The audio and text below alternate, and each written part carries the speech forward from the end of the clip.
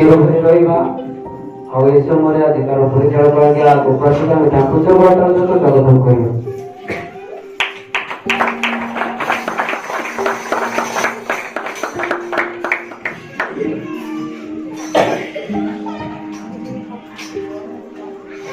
Hallelujah hallelujah प्रभुଙ୍କର नाम धन्यवाद ହେଉ। बहुत दिन पर आज ଆପଣମାନଙ୍କ ସମ୍ମୁଖରେ ମୁଁ ଈଶ୍ୱରଙ୍କର ବାକ୍ୟ କହିବା ନିମନ୍ତେ ମୁଁ ସୁଯୋଗ ପାଇଅଛି। ସେଥିପାଇଁ ମୁଁ ସର୍ବପ୍ରଥମେ ମୋର ସୃଷ୍ଟିକର୍ତ୍ତା ମୋର ତ୍ରାଣକର୍ତ୍ତାଙ୍କୁ ଧନ୍ୟବାଦ ଦେବା ସଙ୍ଗେ ସଙ୍ଗେ ସ୍ଥାନୀୟ ବଡ଼ ସମିତିର କାର୍ଯ୍ୟକାରୀ ସମ୍ପାଦକ ବେହେରା ଚାଟିଆ ଏବଂ ମହିଳା ସମିତିର କାର୍ଯ୍ୟକାରୀ ଚାଳକ ସମ୍ପାଦକ ଏବଂ ଏହି ସମାଜର ମୁଖ୍ୟ କର୍ମକର୍ତ୍ତାମାନଙ୍କୁ ଏବଂ ଏହି ସମାଜର ପ୍ରତ୍ୟେକ ବିଶ୍ୱାସୀ ମାନଙ୍କୁ ସମସ୍ତଙ୍କୁ ଈଶ୍ୱରଙ୍କର ବାକ୍ୟ କହିବା ଆଗରୁ ଖ୍ରୀଷ୍ଟ ପ୍ରେମରେ ନମସ୍କାର। ଏହି ସମୟରେ ଶାସ୍ତ୍ର ଅଧ୍ୟୟନ କରିବା ଜିଡ଼ିଓ 33,000 ଆମ ମଧ୍ୟରେ ରଞ୍ଜନ ଭାଇ ଅଛନ୍ତି, ସେ ଆଗକୁ ଆସିବେ, ସେ ପଠନ କରିବେ। ମାର୍କ ପୁସ୍ତକ 11:26 ଆମ ମଧ୍ୟରେ ରଶ୍ମି ବଳି ଅଛନ୍ତି, ସେ ଆଗକୁ ଆସିବେ, ସେ ଶାସ୍ତ୍ର ପଠନ କରିବେ।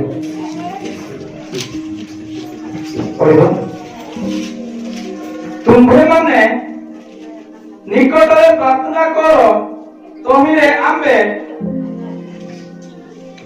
ତମ୍ବୁ ଉତ୍ତର ଦେବା। ପୁଣି ତୁମର ଜ୍ଞାତ ମହାତ୍ମ ଓ ଦୁଷ୍କର୍ମ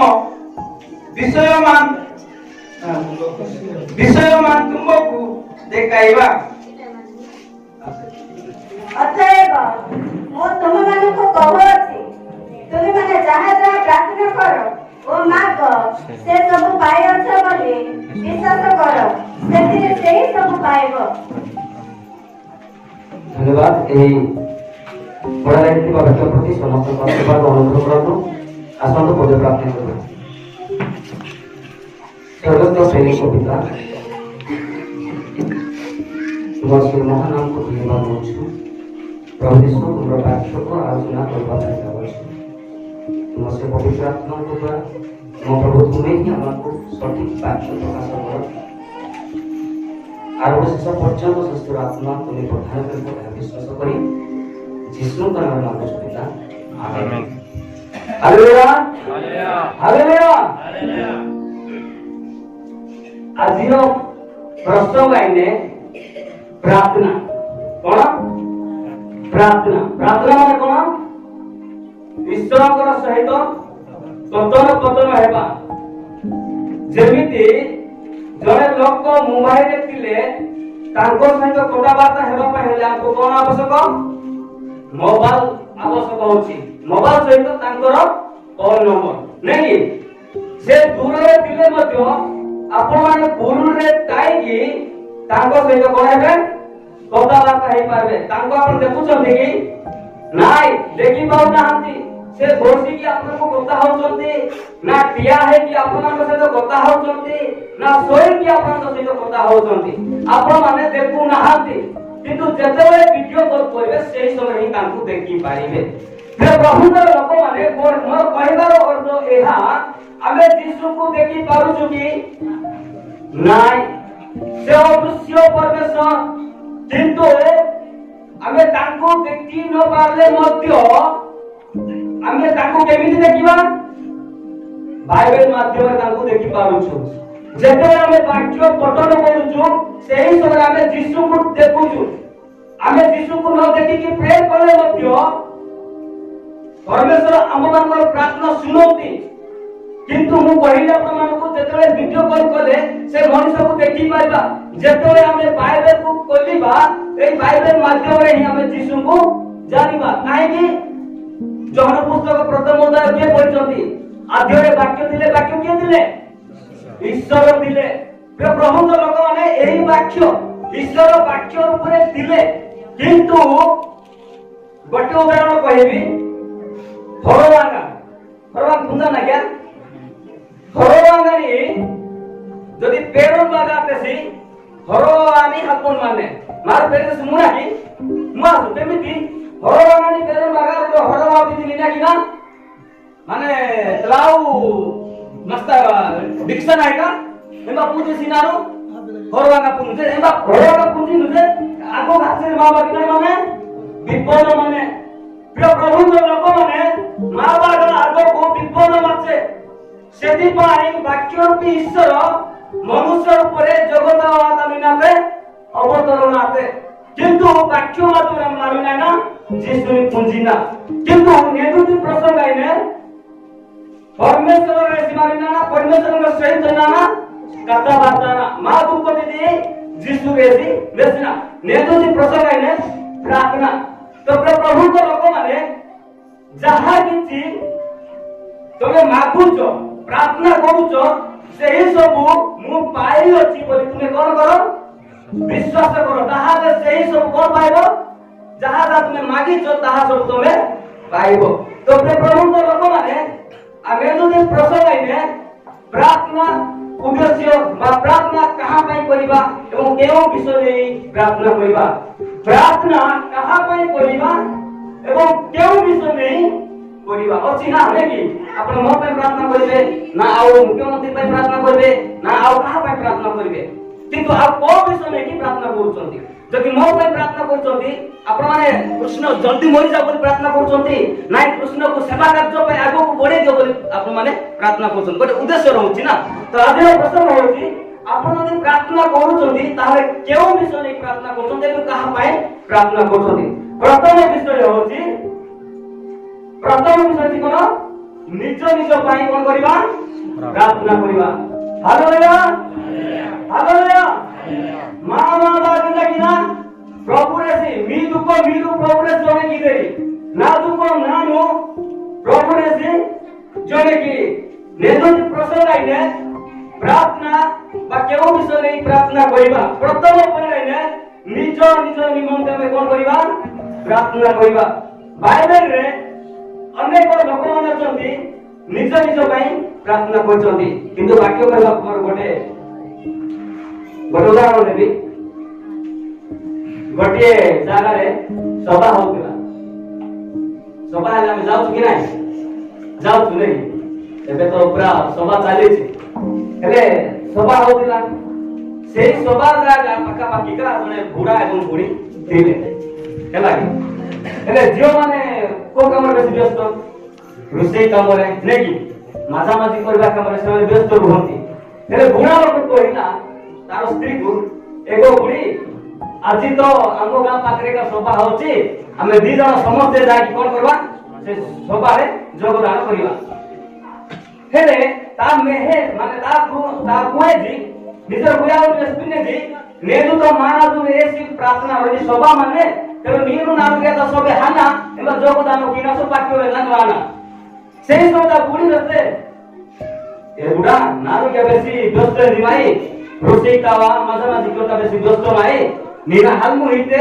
वाक्य व्यंजन है का वामु तापरे नागिना स्ताडी नेनु पाकिस्तान माते दानी नागे नस्ताडी ओ ठीक अछि एना रिश्ता प्रत्युत्तर हे आथनि आ निजर मेहनती विषय मत तानु बुढ़ा ने बहुत परिश्रम किया ने सेति का दानी ना सेते हाथेन वाक्य अनबन यार हाजिनी समझा वाक्य आरंभ दो हाबुता लोक पक्चा मेरी जागा तीन बिट हिले कोन रोग बट्टी हिते जागा माने जहा की सामला कोन का मुंडा जो मुसे की ए मुंडा रे जागा माने हां माने आनंद को की एने तो पक्चा मेरी ना हाथ से मुंडा के का ना का पक्चा मेरी वाक्य तितो प्रचार आइने आइने बहुत लंबा चौड़ा आते वाक्य हेले पूरा वाक्य रेंजिनी जागा सहित हेले बहुत लंबा दिन सकासु ई बुढ़ा ना क्या नेदी हुंजा दहने जी रमाडा आगल आचना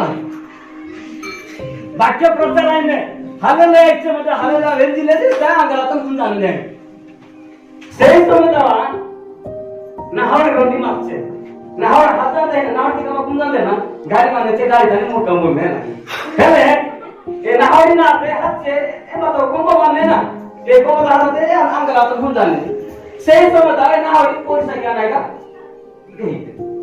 तबे वाक्य समाप्ति परे निज हाथी परे निजर बुढ़ियारू तामरे हेजी रेजिले बुढ़ा नागरे जो बहुत व्यस्त माछे ईश्वर कर वाक्य ना नुआ देनु কিন্তু নিরুদ হাত যাচ্ছি যে নেজুতি বাক্য স্থায়ী মানছে রে ইনা জানে সামানে রে আরে বুড়ি নেজুতি বাক্যতে লুনা না রাখিয়া প্রভুଙ୍କର ଲୋକମାନେ ମୋର କହିବାର ଏହା ଯାହାର କାନ ଅଛି ସେ ଈଶ୍ୱରଙ୍କର ବାକ୍ୟ ଶୁଣୁ ତେଣୁ ମୁଁ କହିବାର ଉଦ୍ଦେଶ୍ୟ ଏହା ଯଦି ମୁଁ ହୁଜିକାର କହିଲେ ତାହେଲେ ପ୍ରଭୁ ଲକ୍ଷ୍ୟ କାଟୁ ଯଦି ମୋ ନାହିଁ କାନେ ଯୋଉ ବାକ୍ୟ ନିର୍ବେଞ୍ଜେ କିନ୍ତୁ ବୁଝିଆ ନୁହେଁ ସେଥିପାଇଁ ଅନିଦ୍ରାଟା ବି ଜାଗ୍ରତ ନିହାତି ଦରକାର ସେ ବୁଢା ଯଦି ଅନିଦ୍ରାଟା ଜାଗ୍ରତ ନିର୍ମା ବାକ୍ୟ ନିର୍ମା ତା ନିଜର ବେହେନି ମଧ୍ୟ ବେଶ ନିର୍ମା ତ ପ୍ରଭୁଙ୍କ ଲୋକମାନେ ନେଜୁତି ପ୍ରସଙ୍ଗ ପ୍ରାର୍ଥନା যদি প্রার্থনা করতে কাহা পে প্রার্থনা করবে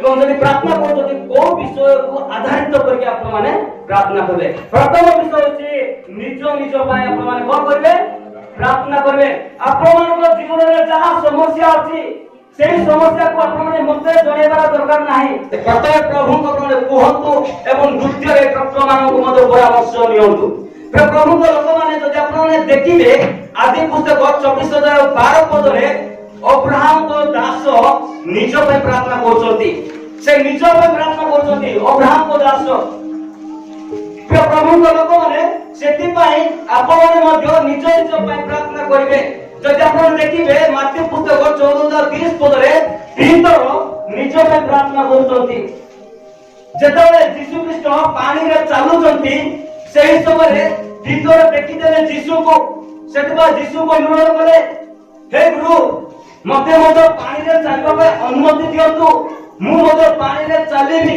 से निज पे प्रार्थना करछंती ठीक अछि तुमे जदि पानी रे चलबा पे चाहतो आसो जेते बेले पीतर पानी रे चालुछंती यीशु से बारी रहछंती पीतर एक बारी रे जाई से कोन चाली चाली जाउछंती सेही समय रे समुद्र पूरा तरंग होई गला पवन होई गला प्रभु को लोक माने से डरी गले से भयभीत होई गले एवं से धीरे धीरे धीरे धीरे से भूलिबा को आरंभ कले प्रभु को लोक माने भीतर सिना पानी रे बुडी जाउतला बोली यीशु को डाकी पकेला आज हमें कोन कोन प्रार्थना करिबा आज हमें एई जगत रे भूली जाउछु वाक्य देखा अछि एई वर्तमान जुगर अनुरूपी हो नाही किंतु हम वर्तमान जुगर कोन होछु अनुरूप होछु जोटी यात्रा सेठे में जाउछु ता माने हमें कोन एई जगत रे भूली जाइछु सेति पाए आपण माने निज निज पे प्रार्थना करबे जदि मु नाश कायबारे भूली जाइछि मु प्रार्थना करबा दरकार प्रभु जे पर कि मु नाश दूर हेबी जदि मु बाको गाउछि ताले मु प्रार्थना करबा दरकार प्रभु जे पर कि मु से जिंस को चालिबी जदि मु विचार करूछि तबे मु प्रार्थना करबा दरकार प्रभु जे पर कि मु से विचार मुक्त हेबी जदि मु मद पिउछि ताले मु प्रार्थना करबा दरकार प्रभु जे पर कि मु से निशा द्रव्य कोन हेबी मुक्ति पाइबी सेपरेट है कि रही पाइबी प्रभु को लोक माने एफिसियो पुस्तक रे लिखा जाय अछि 518 पद लिखा जाय अछि आ द्राक्ष अनुसार मत न हो सेतिर तो अत्याचार जन्मे प्रभु को लोक माने मोर अनुरोध जदि आपण यीशु को विश्वास करछथि ग्रहण करछथि सावधान मत पीबारे में सावधान आबा हमें कृष्णकर कन्या से भर अटंती से समस्त को विवाह करिवे किंतु ए जगत रे पहुंचीबा पर्यंत जहां बाइबल मना करोछि ताहा को में चाइबानी आती दरकार प्रभु को लोक माने आ जो माने नासो भांग गाउछथि सेमन को गोटे पद मु पढिबी ता राजर वाक्य आलोचना करिबा आइबो पुस्तक 20 अध्याय 12 यद्यपि हां दुष्ट तो ताहार हां मुख को सुमिष्ट लागे यद्यपि से अपना जीवन तले ताहा लुचाई रखे वाह वाह देखो अपना जीवन तले ताहा कोन करबो लुचाई की रखिबो नासो जतरा में काउछु भांग जतरा में काउछु केति करूछु मतर उपरे नोछु प्रभु तुमे देखो बोली की केते किंतु पेपर देउछु नहीं कि किंतु प्रभु का लोक माने मोर कहबार अर्थ एहा जो तमे यीशु को विश्वास करियोछु सेई नाश बुया भांग मदन चालिबा को पड़िबो किंतु अनेक समय हमें नाश बुया यूज करिकी हमें टेस्ट को मध्य आसीता किंतु प्रभु का लोक माने एथिरे मध्य हमें सावधान हेबा दरकार एवं निश्चय द्रव्य मध्य हमें सावधान हेबा দরকার কাହିଁକି ଆମେ ଜଗତରେ ବୁଡି ଯାଉଛୁ ସେଥିପାଇଁ ଆମେ ପ୍ରାର୍ଥନା କରିବା ଦରକାର ପ୍ରଭୁ ଯେପରି ମୁଁ ସେଇ ଭାଗ ଗୋଳି ମାନେ ନାଶ ପୁରିଆ ଖାଇବି ନାହିଁ ଯେପରି ସେଥିରୁ ମୁଁ ସେପାରେଟ ହେଇକି ରହିବି ଏବଂ ମାନେ ମଦ ଯେପରି ମୁଁ ପିଇବି ନାହିଁ ସେଥିପାଇଁ ମୁଁ ସେପାରେଟ ରହିବା ପାଇଁ ପ୍ରାର୍ଥନା କରିବା ମୁଁ ଯେପରି ବିମର୍ଶନ କରିବି ନାହିଁ ସେଥିପାଇଁ ଆମେ ପ୍ରାର୍ଥନା କରିବା ଦରକାର ଏବଂ ମୁଁ ଯେପରି କୁଆଡ଼େ ଯାତ୍ରା ସିଆଡ଼େ ନ ଯିବି ସେଥିପାଇଁ ମଧ୍ୟ ଆମେ କଣ କରିବା ଦରକାର ପ୍ରାର୍ଥନା କରିବା ଦରକାର ପ୍ରଭୁଙ୍କ ଲୋକମାନେ ପ୍ରଭୁଙ୍କର ଦାସ ଦାସୀ ମାନେ ଭିତର ମଧ୍ୟ ନିଜ ପାଇଁ ପ୍ରାର୍ଥନା କରିଥିଲେ ଯଦି ଆମେ ଦେଖିବା ଆଉ ଜଣେ ବ୍ୟକ୍ତି ନିଜ ପାଇଁ ପ୍ରାର୍ଥନା କରିଥିଲେ ଲୋକ ପୁସ୍ତକ 23:42 ରେ ଯେତେବେଳେ ଯୀଶୁ ଖ୍ରୀଷ୍ଟଙ୍କୁ କ୍ରୁଶ ଉପରେ ଟଙ୍ଗା ଯାଇଅଛି ଏପଟେ ଜଣେ ଚୋର ଏପଟେ ଜଣେ ଚୋର ଦୁଇ ଜଣ ଚୋରଙ୍କୁ ଟଙ୍ଗା ଯାଇଅଛି ସେହି ସମୟରେ ଜଣେ ଚୋର ଲୋକ ଯାହାକି ଡାହାଣ ପଟେ ଥିଲା ସେହି ଚୋର ବ୍ୟକ୍ତି ଯୀଶୁକୁ ପ୍ରାର୍ଥନା କଲେ କଣ ପାଇଁ ଯୀଶୁକୁ କିନ୍ତୁ ସେ କ୍ରୁଶରେ କାହିଁକି ଯୀଶୁକୁ ବିଶ୍ୱାସ କଲେ କିନ୍ତୁ ଯୀଶୁଙ୍କ ସହିତ ପାରଦର୍ଶକୁ ଗଲେ କି ନାହିଁ ସେଥିପାଇଁ ପ୍ରଭୁଙ୍କ ଲୋକମାନେ ଆମେ ନିଜ ନିଜ ପାଇଁ କଣ କରିବା ଦରକାର ପ୍ରାର୍ଥନା କରିବା ଆଉ ଜଣେ ବ୍ୟକ୍ତି ନିଜ ପାଇଁ ପ୍ରାର୍ଥନା କରିଥିଲେ ଦ୍ୱିତୀୟ ରାଜା ବହି 20 ଅଧ୍ୟାୟ 1-14 ପର୍ଯ୍ୟନ୍ତ ସେଠାରେ ହିଜକିୟ ବୋଲିକି ଜଣେ ବ୍ୟକ୍ତି ଥିଲେ ହିଜକିୟ ବହୁତ ସେ ସାଂଘାତିକ ବେଳରେ ମାନେ ଅବସ୍ଥାରେ ଅଛନ୍ତି ସେ ମରଲା ଅବସ୍ଥାରେ ଅଛନ୍ତି କିନ୍ତୁ ସେହି ସମୟରେ ଜଣେ ଦିଶାୟ ବାବୁବାଦୀ ବୋଲି ଜଣେ ବ୍ୟକ୍ତି ଥିଲେ ସେ ଯାଇକି ହିଜକୁ କହୁଛନ୍ତି ତୁମେ କଣ ହେବ ମରିବ ତମେ ଆଉ କଣ ହେବ ନାହିଁ ବଞ୍ଚିବ ନାହିଁ ପ୍ରଭୁଙ୍କ ଲୋକମାନେ ଯଦି ଆପଣମାନେ ଜ୍ୱର ହେଇଥିବେ ବହୁତ ଅସୁସ୍ଥ ଅଛନ୍ତି ସେଇ ସମୟରେ ଯଦି ଜଣେ ଲୋକ ଆସିକି କହିବ ନାଇଁ ରେ ଭାଇ ତମେ ଆଉ ବଞ୍ଚିବ ନାହିଁ ତମକୁ କଣ ଖୁସି ଲାଗିବ କି ଆନନ୍ଦ ଲାଗିବ କି ନାଇଁ ଆପଣମାନେ କଣ ହେଇଥିବେ ଡରି ଯିବେ ନିଜକୁ ନିରାଶ କରିବେ କିନ୍ତୁ ଦେଖନ୍ତୁ ହିଜକିୟକୁ ପ୍ରଭୁ କହିଛନ୍ତି ଯେ ହିଜକିୟ ମରିବ ତେଣୁ ତୁମେ ଯାଅ ଯିଶା ଭବିଷ୍ୟତ କରୁଛ ତୁମେ ଯାଅ ତାକୁ କୁହ ତୁମର ପରିବାରକୁ ସଜାଡ ତାହେଲେ ତୁମେ ମରିବ ବୋଲି ତାକୁ କୁହ ଯେତେବେଳେ ସେ ଯାଇକି କହୁଛନ୍ତି ହେ ହିଜକିୟ ମତେ ସଦାବେଳେ ପରମେଶ୍ୱର କହିଛନ୍ତି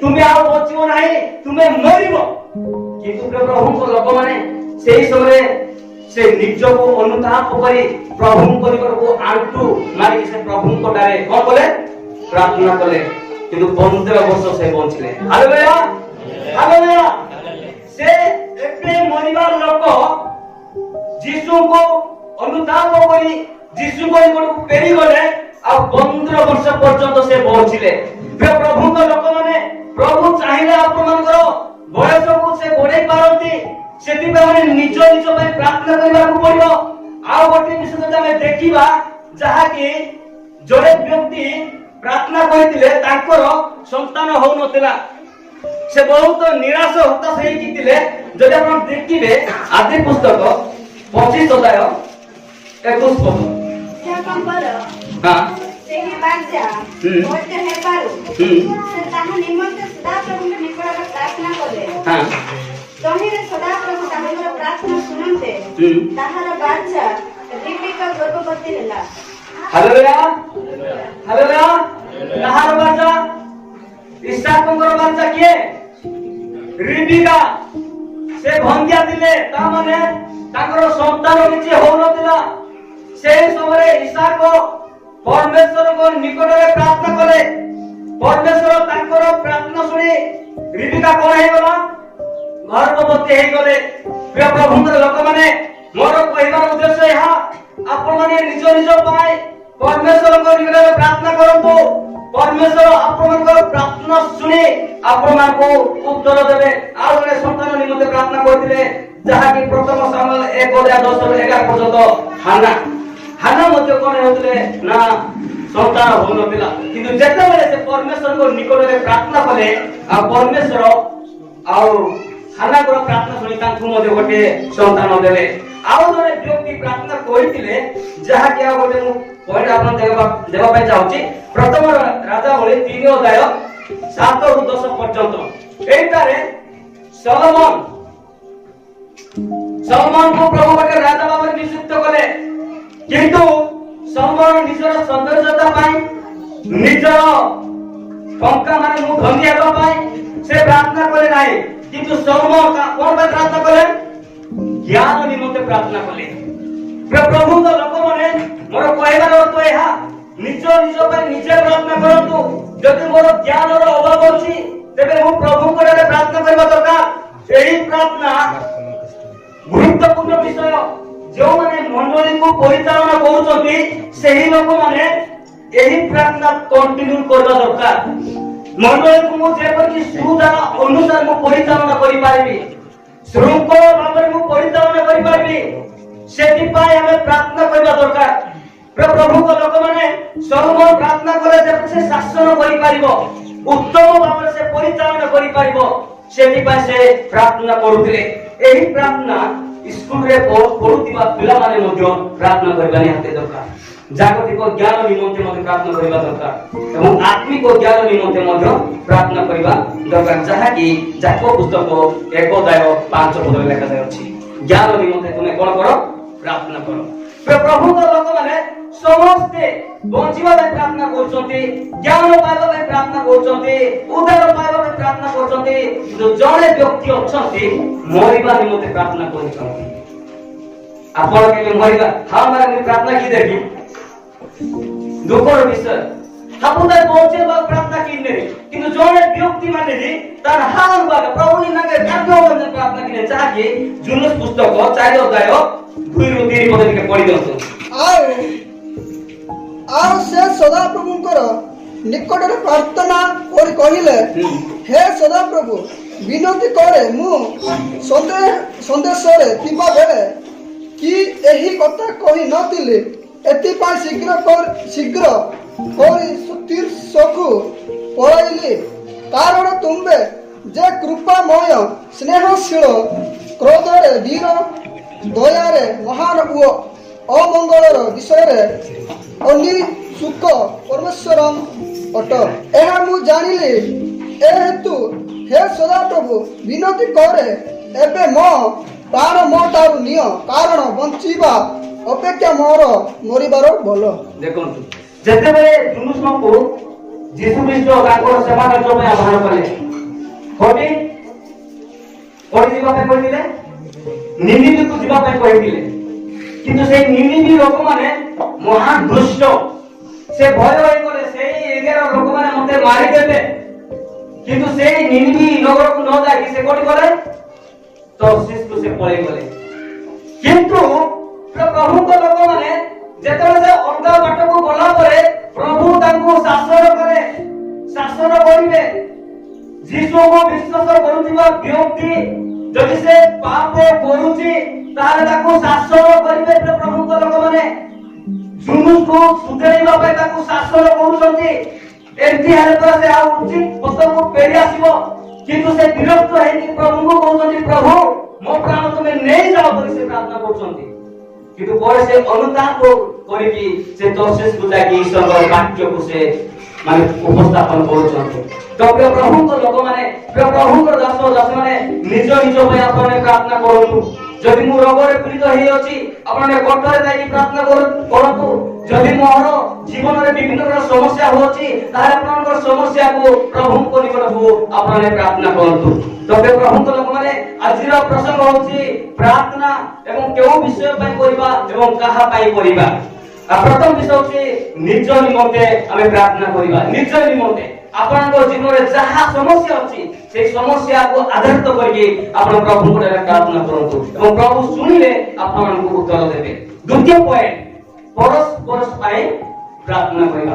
ଆପଣ ମୋ ପାଇଁ ପ୍ରାର୍ଥନା କରିବେ, ମୁଁ ଆପଣମାନଙ୍କ ପାଇଁ କଣ କରିବି?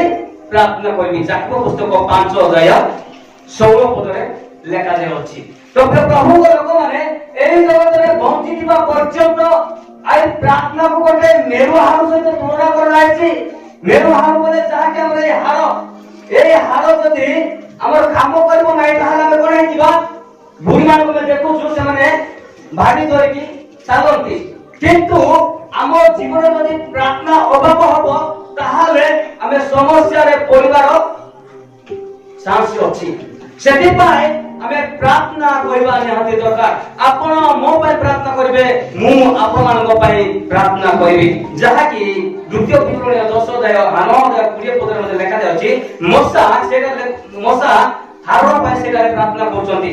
ଯେତେବେଳେ କି ହାରଣ ଯେତେବେଳେ ପ୍ରତିମା ପୂଜାରେ ଲିପ୍ତ ହେଇଛନ୍ତି ସେହି ସମୟରେ ମୂଷା, ହାରଣ ହଉଛି ମୂଷାର ବଡ଼ ଭାଇ, ତାଙ୍କର ବଡ଼ ଭାଇ ନିମନ୍ତେ ସେ ପ୍ରାର୍ଥନା କରୁଛନ୍ତି। ପରମେଶ୍ୱର ରାଗି ଗଲେ ହାରଣକୁ ବିନଷ୍ଟ କରିବା ପାଇଁ, ସେଥିପାଇଁ ମୂଷା ତାଙ୍କର ଭାଇ ପାଇଁ ବୋଲି ସେ ପରମେଶ୍ୱରଙ୍କ ସାଥେ ଯୁକ୍ତାଯୁକ୍ତି କରୁଛନ୍ତି। ତାଙ୍କୁ ତୁମେ କଣ କର, ଉଦ୍ଧାର କର, ତାଙ୍କୁ ତୁମେ କ୍ଷମା କର ପ୍ରଭୁ, ସେ ଫେରି ଆସିବେ। ସେ ତାଙ୍କର ଭଲ ପାଇଁ ନିମନ୍ତେ ସେ ପ୍ରାର୍ଥନା କରୁଛନ୍ତି।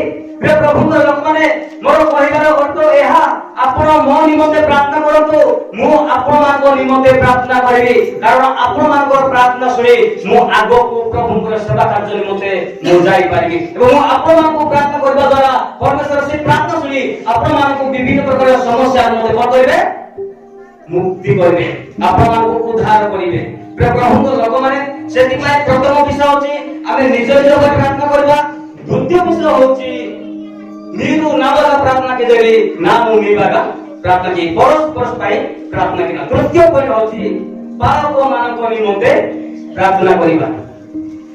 ପାଳକ ମାନଙ୍କ ନିମନ୍ତେ, ଯାହାକି ଏଫେସ ପୁସ୍ତକ 14:19 ଏବଂ 20 ପଦ ଏବଂ କଲୋସ୍ୟ 4:3 ପଦରେ ଲେଖାଯାଇଛି। ସେଠାରେ ପୀଡ଼ିତ ପାଳ ନିଜ ନିମନ୍ତେ সেই এফেসীয় এবং কলোসীয় মণ্ডলী ମାନଙ୍କୁ অনুরোধ କରୁଛନ୍ତି ଯେ ତୁମେ କଣ କର, ମୋ ପାଇଁ ପ୍ରାର୍ଥନା କର, ଯେପରିକି ମୁଁ ସୁସମାଚାର ସଠିକ ବିଷୟ କଣ କରିବି, ଉପସ୍ଥାପନ କରିପାରିବି। ପ୍ରିୟ ପ୍ରଭୁଙ୍କ ଲୋକମାନେ, ତେଣୁ ଆମେ ଆମର କର୍ତ୍ତବ୍ୟ ଅଛି ଆମର ନିଜର ଚାଳକ ମାନଙ୍କ ପାଇଁ ଆମେ ପ୍ରାର୍ଥନା କରିବା, ନିଜର ପାଳକ ମାନଙ୍କ ପାଇଁ ଆମେ ପ୍ରାର୍ଥନା କରିବା, ଯେପରିକି ସେ ଆମମାନଙ୍କୁ ସଠିକ ଜ୍ଞାନ, ସଠିକ ବାକ୍ୟ ଆମମାନଙ୍କୁ ଉପସ୍ଥାପନ କରିବେ। ଏଥିପାଇଁ ଆମେ କଣ କରିବାକୁ ପଡ଼ିବ, ପ୍ରାର୍ଥନା କରିବାକୁ ପଡ଼ିବ। ଆମେ ତ କେହି ଚାଳକ ମାନଙ୍କ ପାଇଁ ପ୍ରାର୍ଥନା କରୁନାହୁଁ। ଆସୁଛୁ ଚର୍ଚ୍ଚରେ ବାକ୍ୟ ଶୁଣୁଛୁ, ଯାହା ଗପିଲେ ତାହା ଆମେ ଶୁଣୁଛୁ ଯାଉଛୁ, କିନ୍ତୁ ଆମେ କେମିତି ଜାଣିବା ଯେ ବାକ୍ୟ ସଠିକ କହିଲେ ନା ଭୁଲ କହିଲେ, ଆମେ କେମିତି ଜାଣିବା? ପ୍ରିୟ ପ୍ରଭୁଙ୍କ ଲୋକମାନେ, ଆମେ 1000 ବର୍ଷ ଖ୍ରୀଷ୍ଟିଆନ ହେଇଥିଲେ ମଧ୍ୟ କିଛି ଲାଭ ନାହିଁ। ତେଣୁ ଆମେ ବାକ୍ୟରେ ପଢ଼ିବାକୁ ପଡ଼ିବ, ବାକ୍ୟ କଣ କହୁଛି ତାହା ଆମେ ଜାଣିବାକୁ ପଡ଼ିବ। ଆମେ ପ୍ରାର୍ଥନା କଲେ ସିନା ଆତ୍ମିକ ଭାବରେ ବଢି ପାରିବା, ପ୍ରାର୍ଥନା ନ କଲେ ଆମେ ବାକ୍ୟ ଶୁଣୁଥିବା ଯାଉଥିବା ସେଇ କାର୍ଯ୍ୟ କରୁଥିବା ବୋଲେ ତାହା ଭେରୁ ନାହିଁ। ଦାଉଦ ଗୋଟେ କଥା କହିଲେ, ପ୍ରଭୁ ମୁଁ ଯୋଉ ପର୍ଯ୍ୟନ୍ତ ଏ ଜଗତରେ ବଞ୍ଚି ଅଛି, ମୋର ଜୀବନ ଅଛି, ସେହି ପର୍ଯ୍ୟନ୍ତ ମୁଁ ତୁମର ସେବା କାର୍ଯ୍ୟ କରିବି। ତାପରେ କି ନୁହେଁ ମୁଁ ଆପଣମାନଙ୍କୁ ଯାଇକି ସୁସମାଚାର ପ୍ରଚାର କରନ୍ତୁ, ତାହା ମୁଁ କରୁନାହିଁ। କିନ୍ତୁ ଆପଣମାନେ ଯେ ବଞ୍ଚି ଅଛନ୍ତି କେବଳ ତାଙ୍କର ଗୀତ ଗାଇବା ପାଇଁ, ଆପଣଙ୍କର ମୁଖ ମାଧ୍ୟମରେ ତାଙ୍କୁ ପ୍ରଶଂସା କରିବା ପାଇଁ, ଆପଣଙ୍କର ମୁଖ ଦ୍ୱାରା ବାଇବେଲ ପଢିବା ପାଇଁ, ଆପଣଙ୍କର ମୁଖ ଦ୍ୱାରା ତାଙ୍କୁ ପ୍ରାର୍ଥନା କରିବା ପାଇଁ, ଆପଣଙ୍କର ମୁଖ ଦ୍ୱାରା ତାଙ୍କର ଗୀତ ଗାଇବା ନିମନ୍ତେ। ଦାଉଦ କହିନାହାନ୍ତି ଯେ ମୁଁ ବଞ୍ଚିଥିବା ପର୍ଯ୍ୟନ୍ତ ମୋ ମୁଖରୁ କୁବାକ୍ୟ ବ୍ୟବହାର କରିବି, ମୋ ମୁଖ ଦ୍ୱାରା ମୁଁ କଣ କରିବି, ଲୋକମାନଙ୍କୁ ଗୋଟେ ହିଂସା କରିବି। ଏ ବିଷୟ ଦାଉଦ କେବେ କହିନାହାନ୍ତି। ପ୍ରିୟ ପ୍ରଭୁଙ୍କ ଲୋକମାନେ, ସେଥିପାଇଁ ଆମେ ପ୍ରାର୍ଥନା କରିବା, ପାଳକ ମାନଙ୍କ ନିମନ୍ତେ ମଧ୍ୟ ଆମେ ପ୍ରାର୍ଥନା କରିବାକୁ ପଡ଼ିବ, ବ୍ୟକ୍ତିଗତ ଭାବରେ ଆମେ ପ୍ରାର୍ଥନା କରିପାରିବେ। ଚତୁର୍ଥ ବିଷୟ ହଉଛି, ମୁଁ ସମାପ୍ତ କରିବି,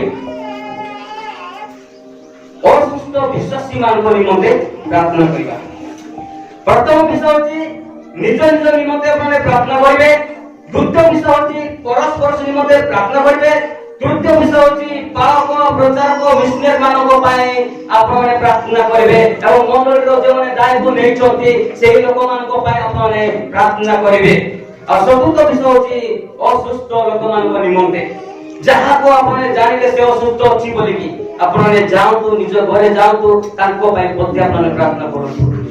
ପରମେଶ୍ୱର ଆପଣଙ୍କ ପ୍ରାର୍ଥନା ଶୁଣି ସେ ପ୍ରଭୁ ଚାହିଁଲେ ସେ କଣ ହେଇପାରିବ, ସୁସ୍ଥ ହେଇପାରିବ। ଯାହାକି ଯାକବ 5:14-15 ପଦ ପର୍ଯ୍ୟନ୍ତ ଲେଖାଯାଇଛି। ସୁସ୍ଥ ହେବା ପର୍ଯ୍ୟନ୍ତ ପରସ୍ପର ପାଇଁ କଣ କର, ପ୍ରାର୍ଥନା କର, ଅସୁସ୍ଥ ଲୋକମାନଙ୍କ ନିମନ୍ତେ ପ୍ରାର୍ଥନା କର। ଆଉ ଗୋଟେ ପଦ କହିବି, ତାପରେ ମୁଁ ସମାପ୍ତ କରିବି। ପ୍ରଥମ ତିମୋଥୀ 2:1-3 ପଦ ଟିକେ ପଢି ଦିଅନ୍ତୁ। ଆମ୍ଭେମାନେ ଯେପରି ସର୍ବତ ଭାବେ ଈଶ୍ୱର ପରାୟଣତା ଓ ଭଦ୍ରତା ସହ ଶାନ୍ତି ଓ ନିର୍ବିଘ୍ନତାରେ ଜୀବନ ଯାପନ କରିପାରୁ, ଏଥି ନିମନ୍ତେ ସର୍ବସାଧାରଣ ଲୋକଙ୍କ ପାଇଁ ରାଜା ଓ ଶାସନକର୍ତ୍ତା ସମସ୍ତଙ୍କ ପାଇଁ ନିବେଦନ, ପ୍ରାର୍ଥନା, ବିନତି ଓ ଧନ୍ୟବାଦ ଉତ୍ସର୍ଗ କରିବା ନିମନ୍ତେ ମୁଁ ସର୍ବପ୍ରଥମେ ଅନୁରୋଧ କରୁଅଛି। ଏହା ଆମମାନଙ୍କ ତ୍ରାଣକର୍ତ୍ତା ଈଶ୍ୱରଙ୍କ ଦୃଷ୍ଟିରେ ଉତ୍ତମ ଓ ସୁଗ୍ରାହ୍ୟ ଅଟେ। Hallelujah hallelujah. ପଞ୍ଚମ ବିଷୟ ହେଉଛି ଶାସନ କର୍ତ୍ତା ମାନଙ୍କ ପାଇଁ ପ୍ରାର୍ଥନା କରିବା। ଶାସନ କର୍ତ୍ତା ଯେଉଁମାନେ এই ଜଗତକୁ ପରିଚାଳନା କରୁଛନ୍ତି, ଜଗତ ହିସାବରେ ବର୍ତ୍ତମାନ ଆମ ମୁଖ୍ୟମନ୍ତ୍ରୀ କିଏ? ମୋହନ ମାଝୀ। ତାଙ୍କ ପାଇଁ ଆପଣ ପ୍ରାର୍ଥନା କରିବେ ଯେପରି ସେ ସଠିକ ଭାବରେ କଣ କରିବ, ପରିଚାଳନା କରିପାରିବ।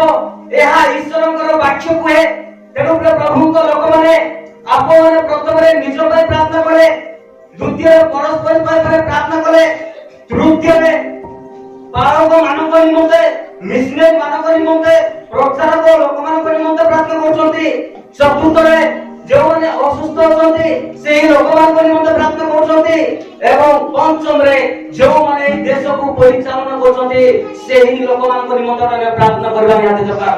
ରାଜା ଶାସନକର୍ତ୍ତା ମାନଙ୍କ ନିମନ୍ତେ ପ୍ରାର୍ଥନା କରିବେ। ଆପଣମାନଙ୍କର ପ୍ରାର୍ଥନା ଶୁଣି ପରମେଶ୍ୱର ସେମାନଙ୍କୁ ସଠିକ ଜ୍ଞାନ ଦିଅନ୍ତି। ସେମାନେ ପ୍ରଭୁଙ୍କୁ ଜାଣିନଥିଲେ ସୁଦ୍ଧା ପ୍ରଭୁ ସେମାନଙ୍କ ହୃଦୟରେ କାର୍ଯ୍ୟ କରିବେ।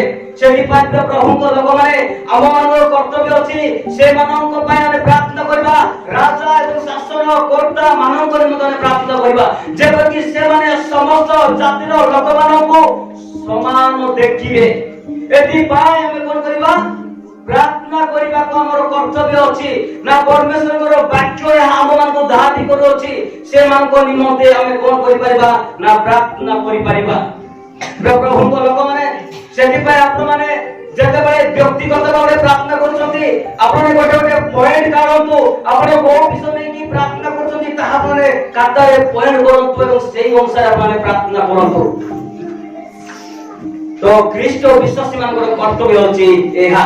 ତେଣୁକରି ଆମେ ପ୍ରାର୍ଥନାରେ ଜୀବନ ଯାପନ କାଟିବା ଦରକାର। ଆଉ ଗୋଟେ ପଏଣ୍ଟ କହିବି ତାପରେ ସମାପ୍ତ କରିବି। 6 ନମ୍ବର ପଏଣ୍ଟ ମାର୍ଥିଉ ପୁସ୍ତକ 5:44 ପଦ ଟିକେ ପଢି ଦିଅନ୍ତୁ ଭାଇ।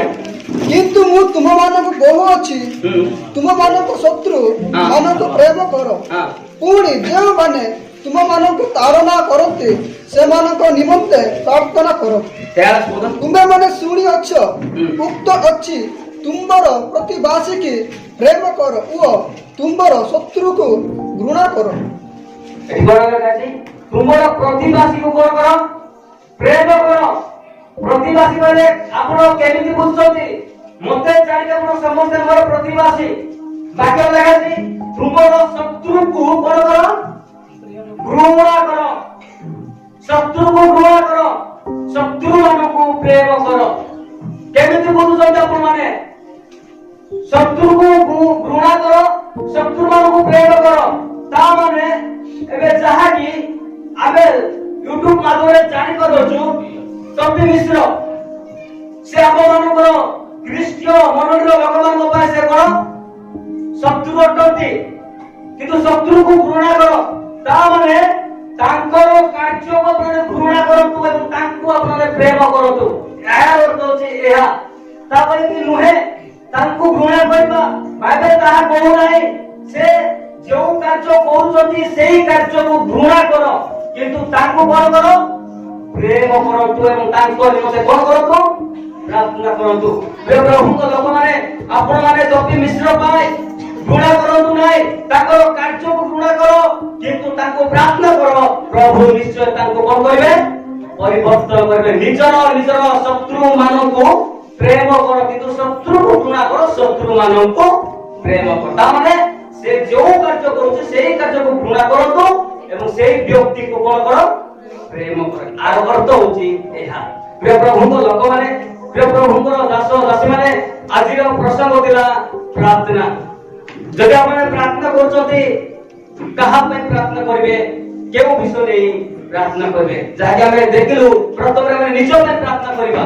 ତାପରେ ଆପଣଙ୍କ ଜୀବନରେ ଯାହା ଯାହା ସମସ୍ୟା ଅଛି সেই ସମସ୍ୟାକୁ ଆଧାରିତ କରିକି ଆପଣମାନେ ପ୍ରାର୍ଥନା କରିବେ। ଯାହାକି ବାଇବେଲରେ ଅନେକ ନିଜ ପାଇଁ ପ୍ରାର୍ଥନା କରୁଛନ୍ତି। କେହି ତ ବଞ୍ଚିବା ପାଇଁ ପ୍ରାର୍ଥନା କଲେ, କେହି ତ ଜ୍ଞାନ ପାଇଁ ପ୍ରାର୍ଥନା କଲେ, କେହି ତ ମରିବା ପାଇଁ ମଧ୍ୟ ପ୍ରାର୍ଥନା କରୁଛନ୍ତି, ଆଉ କେହି ତ ମାନେ କଣ ମାନେ ଆଶୀର୍ବାଦ ପାଇବା ନିମନ୍ତେ ପ୍ରାର୍ଥନା କରୁଛନ୍ତି।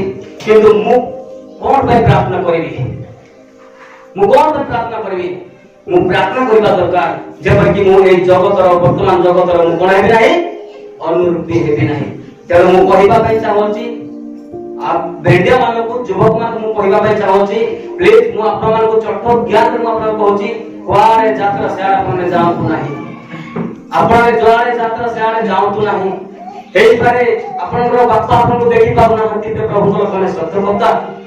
ଆପଣଙ୍କ ମଣ୍ଡଳୀର ଚାଳକ ଆପଣଙ୍କୁ ଦେଖି ପାରୁନାହାନ୍ତି ସତ୍ୟ କଥା। କିନ୍ତୁ ସିସି କ୍ୟାମେରା ଲାଗିଛି। ସିସି କ୍ୟାମେରା ଲାଗିଛି। ଆପଣ ଯେଉଁଆଡେ ଗଲେ ସିଆଡେ ସବୁ ଫଟୋ ଯାକ ଉଠାଉଛନ୍ତି। ସେ ସିସି କ୍ୟାମେରା ମାଧ୍ୟମରେ ସେ ଦେଖୁଛନ୍ତି। ସେଥିପାଇଁ ସାବଧାନ ହେବା ଦରକାର। କାରଣ ଆପଣ ଏବଂ ମୁଁ ଖ୍ରୀଷ୍ଟୀୟ ପରିବାରରେ ଜନ୍ମଗ୍ରହଣ ହେଇଛୁ। ଖ୍ରୀଷ୍ଟୀୟ ପରିବାରରେ ଜନ୍ମଗ୍ରହଣ ହେଲେ ମୁଁ ଖ୍ରୀଷ୍ଟଙ୍କର ସନ୍ତାନ ହେଇପାରିବି ନାହିଁ। କିନ୍ତୁ ମୁଁ ନିଜେ ଯୀଶୁଙ୍କୁ ବିଶ୍ୱାସ କରିବାକୁ ପଡିବ। ତେଣୁ ପ୍ରିୟ ପ୍ରଭୁଙ୍କ ଲୋକମାନେ ଆଜିଠୁ ଆମେ ସୁଧୁରିବା ଦରକାର। ଯଦି ମୁଁ ଯାତ୍ରା ଅଛି ଜାଗତିକ ଯାତ୍ରା ସିଆଡେ ଯାଉଛି କିନ୍ତୁ ଆଜିଠୁ ମୁଁ କଣ କରିବି ବନ୍ଦ କରିବି। ଯଦି ମୁଁ ବ୍ୟବଚାର କାର୍ଯ୍ୟରେ ଲିପ୍ତ ଅଛି ତେବେ ମୁଁ ଆଜିଠୁ ବନ୍ଦ କରିବି। ଯଦି ମୁଁ ମଦ ପିଇବାରେ ଲିପ୍ତ ଅଛି ଆଜିଠୁ ମୁଁ ବନ୍ଦ କରିବା ଦରକାର। ତେଣୁ ମୁଁ ବିଶେଷ କରି ଅନୁରୋଧ କରୁଛି କିଛି ମାଇଣ୍ଡ କରନ୍ତୁ ନାହିଁ। ଆପଣ ନିଷ୍ପତ୍ତି ନିଅନ୍ତୁ। ପ୍ରଭୁ ଆପଣଙ୍କୁ ଅନୁଗ୍ରହ କରିବେ। ଯେଉଁମାନେ ବୟସ୍କ ଦାୟୀ ମଦ ପିଉଛନ୍ତି ସାବଧାନ ହୁଅନ୍ତୁ। ବାପା ମାନେ ତ ପିଉଛନ୍ତି ସେମାନେ ଆଗ କାଳରେ ପିଇ ଆସୁଛନ୍ତି। କିନ୍ତୁ ଆମେ ଏବେ ଲୋକମାନେ ଈଶ୍ୱରଙ୍କର ବାକ୍ୟରେ ନିଜକୁ ପରିବର୍ତ୍ତନ କରିବା। ତେଣୁ ମୁଁ କହିବା ପାଇଁ ଚାହୁଁଅଛି ଯେଉଁମାନେ ବୟସ୍କ ଦାୟୀ ସେ କାର୍ଯ୍ୟ କରୁଛନ୍ତି ସାବଧାନ ହୁଅନ୍ତୁ। ବାପାଙ୍କୁ କହୁଛୁ କିନ୍ତୁ ସେମାନେ ସୁଧୁରି ପାରୁନାହାନ୍ତି। କିନ୍ତୁ ଆମେ ଯଦି ଏବେ ଚାଲିବା ଆଗାମୀ ପିଢି ଲୋକମାନଙ୍କ ପାଇଁ ଉତ୍ତମ ବିଷୟ ହେବ। ଏବେ ଯଦି ଆମେ ସେଇ ବିଷୟକୁ ବ୍ୟବହାର କରି ଚାଲୁଥିବା ଆଗାମୀ ପିଢିର ଛୋଟ ଛୋଟ ପିଲାମାନଙ୍କୁ ସେଇ କାର୍ଯ୍ୟ କରିବେ। ତେଣୁ ପ୍ରଭୁଙ୍କ ଲୋକମାନେ ନିଶ୍ଚୟ ଆପଣମାନଙ୍କୁ ଗୋଟେ ଧୂପ ଲାଗିଛି। ଧୂପ ଲାଗିବାର ଶବ୍ଦ ଆସିଅଛି କିନ୍ତୁ ଆପଣ ଧୂପ କରିବେ ନାହିଁ। ମୋର ମାଇଣ୍ଡରୁ ମୁଁ ଆପଣଙ୍କୁ କହି ନାହିଁ କିନ୍ତୁ ଈଶ୍ୱରଙ୍କର ବାକ୍ୟ ଯାହା କହୁଅଛି ତାହା ମୁଁ ଆପଣଙ୍କ ସମ୍ମୁଖରେ ଉପସ୍ଥାପନ କରିଅଛି। ତେଣୁ ପ୍ରଭୁଙ୍କ ଲୋକମାନେ ତେଣୁ ଆସୁ ଈଶ୍ୱର ଆମେ ସମସ୍ତେ ଚକ୍ଷୁ ବନ୍ଦ କରିବା। ପ୍ରଭୁଙ୍କର ଅନୁତାପ କରିବା। ନିଜ ନିଜର ସମସ୍ୟାକୁ ତାଙ୍କ ନିକଟରେ ସମର୍ପଣ କରିବା। ଯଦି ମୋ ଜୀବନରେ ବିଭିନ୍ନ ସମସ୍ୟା ଅଛି ମୁଁ ପ୍ରଭୁଙ୍କଠାରେ କହିବି ପ୍ରଭୁ ତୁମେ ମୋର ସମସ୍ତ ଅପରାଧ କ୍ଷମା କରି କେବଳ ପ୍ରଭୁ ମୁଁ ଯେପରିକି ତୁମରେ ଲାଗି ରହିବି ଏଥିପାଇଁ ତୁମେ ଦୟା କର। ଏହା ଆମେ ପ୍ରଭୁଙ୍କଠାରେ ସମସ୍ତେ ପ୍ରାର୍ଥନା କରିବା। ପ୍ରଭୁଙ୍କ ଲୋକମାନେ ସମସ୍ତେ ଚକ୍ଷୁ ବନ୍ଦ କରନ୍ତୁ। ସମସ୍ତେ ଆପଣ ଚକ୍ଷୁ ବନ୍ଦ କରି ଅନୁତାପ ସହିତ ପ୍ରଭୁଙ୍କଠାରେ ଫେରନ୍ତୁ। ପ୍ରଭୁ ଆପଣଙ୍କୁ କ୍ଷମା କରି ତାଙ୍କର ରାଜ୍ୟରେ ପ୍ରବେଶ କରିବା ପାଇଁ ଅନୁମତି ଦେବେ। ତେଣୁ ସମସ୍ତେ ଆମେ ଚକ୍ଷୁ ବନ୍ଦ କରିବା। ସମସ୍ତେ ଚକ୍ଷୁ ବନ୍ଦ କରିବା ଏବଂ ଆମେ ପ୍ରାର୍ଥନା କରିବା। ପ୍ରଭୁ ଆମମାନଙ୍କୁ ଅନୁଗ୍ରହ କରନ୍ତୁ। ଆମମାନଙ୍କୁ ଆଶୀର୍ବାଦ କରନ୍ତୁ। ବିଭିନ୍ନ ପ୍ରକାର ସମସ୍ୟାର ଆମକୁ ମୁକୁଳେଇ ଦିଅନ୍ତୁ। ସେଥିପାଇଁ ସମସ୍ତେ ପ୍ରେୟର କରନ୍ତୁ। ଆଖି ମୁଜିକା ପାଇଁ ପ୍ରେୟର କରନ୍ତୁ। କେହି କାହାକୁ ଅନେଇବେ ନାହିଁ। ନିଜ ନିଜକୁ ସମୀକ୍ଷା କରନ୍ତୁ। ଆପଣ ଏବେ କେଉଁ କାର୍ଯ୍ୟ କରୁଛନ୍ତି କେଉଁ ରାସ୍ତାରେ ଯାଉଛନ୍ତି সেই ବିଷୟକୁ ସ୍ମରଣ କରି ପ୍ରଭୁଙ୍କର କ୍ରନ୍ଦନ କରନ୍ତୁ। ପ୍ରଭୁଙ୍କର ଲୋକ ଜଣାନ୍ତୁ। ପ୍ରଭୁ ନିଶ୍ଚୟ ଆପଣମାନଙ୍କୁ ଏବଂ ମୋତେ କ୍ଷମା କରିବେ ଏବଂ ଆମମାନଙ୍କୁ ସ୍ୱର୍ଗରାଜ୍ୟରେ ପ୍ରବେଶ କରିବା ପାଇଁ ସେ ଆମକୁ ଆଶୀର୍ବାଦ ଅନୁଗ୍ରହ କରିବେ। ସମସ୍ତେ ଚକ୍ଷୁ ବନ୍ଦ କରନ୍ତୁ। ଲାଜ ହୁଅନ୍ତୁ ନାହିଁ। ମୁଖ ଖୋଲନ୍ତୁ। ମାନୁଛି এই ବାକ୍ୟ ଆପଣଙ୍କୁ କଷ୍ଟ ଲାଗିଥିବ। এই ବାକ୍ୟ ଆପଣଙ୍କୁ ବାଧିଥିବ କିନ୍ତୁ ଆପଣମାନେ ପ୍ରଭୁଙ୍କର ଖାସନ୍ତୁ। ପ୍ରଭୁଙ୍କର ନିଜର ବିଷୟକୁ ଜଣାନ୍ତୁ। ପ୍ରଭୁ ଆପଣଙ୍କୁ ଅନୁଗ୍ରହ କରିବେ ଆଶୀର୍ବାଦ କରିବେ। অতুল সেহি প্রেমর যারা দেখা চলি যায় কাল পরে পরে ও কাল পরে পরে অতুল সেহি প্রেমর যারা দেখা চলি যায় কাল পরে পরে ও কাল পরে পরে